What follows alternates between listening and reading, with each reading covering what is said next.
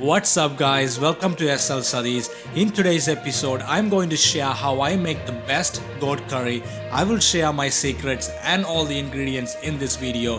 Please continue to watch the full video. Let me know in the comment below what you guys think about this recipe. Every week, I will at least post one interesting video. If you guys like this channel, please don't forget to click that subscribe button.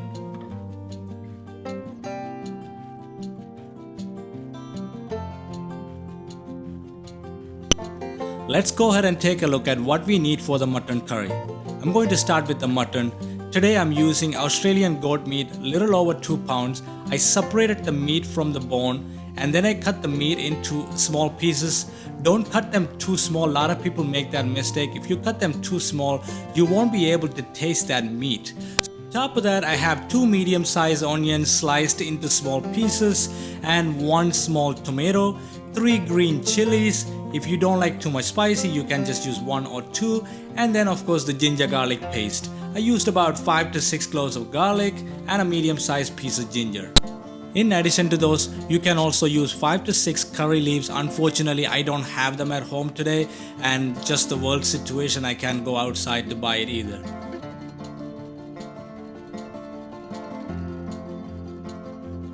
You can find most of these spices at your local shop, but if you cannot find them, you can easily find them in a Sri Lankan shop or an Indian shop.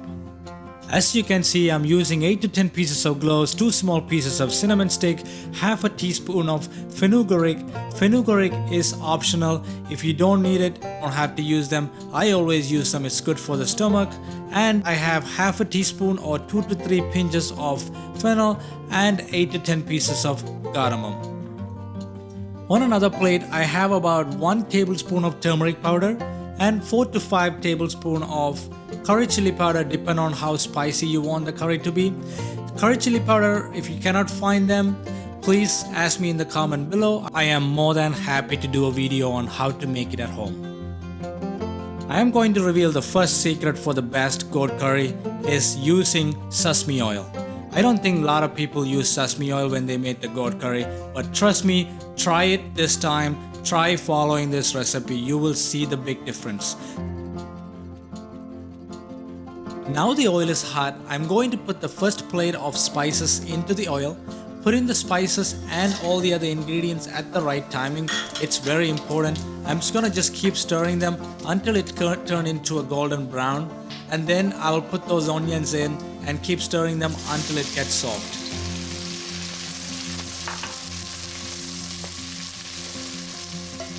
After like 2 to 3 minutes, the onions got soft. I'm going to add green chilies, and this will be the perfect time if you're using a curry leaves to add it also, and leave it for another 1 to 2 minutes and wait for the green chilies to get soft.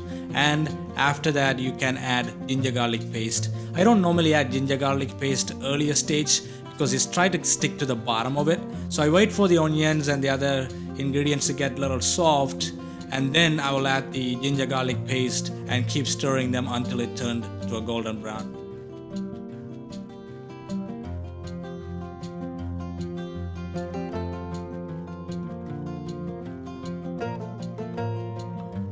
During this first stage, I always stay next to the stove just to make sure nothing gets burned.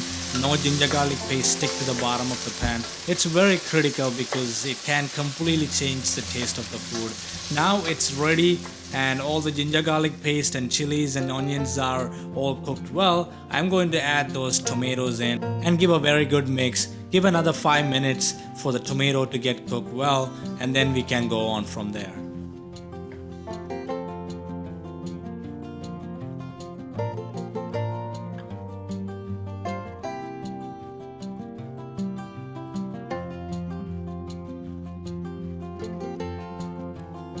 The base is ready, it's at its perfect consistency.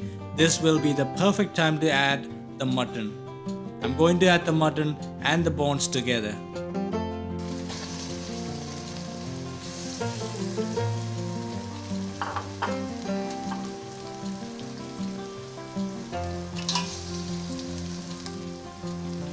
Now I'm going to add the turmeric powder, curry chili powder, and the other key ingredients is the salt. This is the perfect it's time to add salt. Because this is another secret. A lot of people don't add salt until they put water inside. You should add salt at this stage. This salt, it's what you taste on the meat. I'm going to mix these very well, make sure all the flavor get on every single piece of the goat meat. And then I'm gonna let it sit for the water to come out from the meat. Do not add any additional water at this stage. You have to wait for the water to come out from the meat. Let the meat to boil in that for at least 5 minutes before you add any additional water.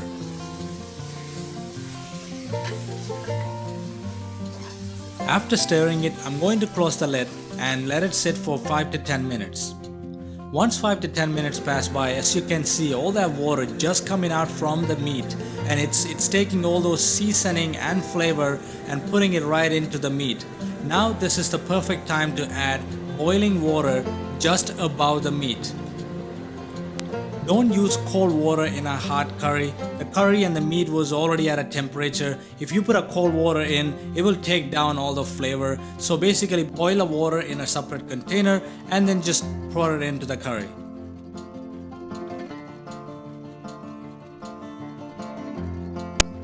As I said, I used the boiling water, so it's already at the same temperature as the curry. Now it's already started boiling. I'm going to close the lid, let it sit for 10 to 15 minutes for that meat to get cooked.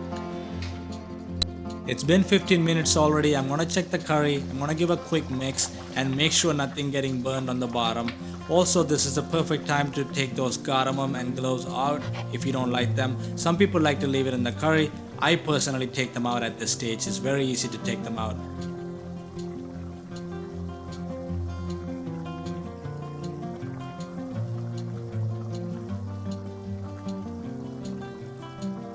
After you do that, make sure to check for salt and spicy at this time. If you need more salt or more curry chili powder, this is the perfect time. Adding salt later on, it should be okay, but adding curry chili powder at this stage is very important. If you want more spicy, add the curry chili powder while there is water above the meat. Close the lid and let it sit for another 5 to 10 minutes. Wow, I can smell that curry already. You can see that oil started coming out from the meat and the gravy getting thick. Just give a quick mix and I'm going to close the lid for another 5 minutes.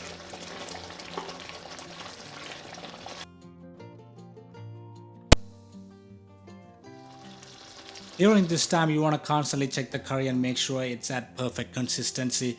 I'm going to just take a piece out from this curry. I can't wait to try it to see how much flavor is on that meat. All the flavor, the salt is perfect on the meat. I don't have to do anything. I am just going to leave it for another 5 minutes to get that right gravy consistency, and then we'll be done, guys. I'm just gonna open the lid to see the curry. Oh my god, it's just amazing. The color of it, that smell from all the spices is just amazing. And I'm gonna just do another touch of seasoning to this. I have homemade fennel powder. It's like a fennel seed powder. I'm gonna just sprinkle that and give a quick mix. If you need a recipe for that, please leave it in the comment section. I am more than happy to do that for you guys. And then I'm gonna lower the flame all the way on the stove, just completely all the way, and close the lid. Let it sit for just 2 to 3 minutes. Just to get that last touch of flavor, I'm going to squeeze half a pieces of lime just over that spicy goat curry and just give a good mix. This looks amazing. You have the best spicy goat curry ever. You gotta try this at home. Follow this recipe. Let me know how it turned out for you guys in the comment below.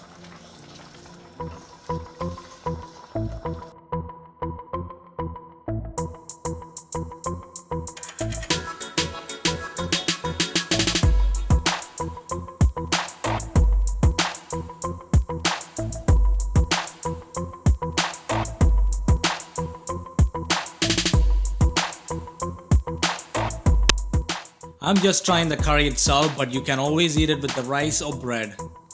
Thank you so much for watching. Hope you guys all enjoyed it. If you like more of these videos, please don't forget to click that subscribe button. I will see you guys with another interesting video.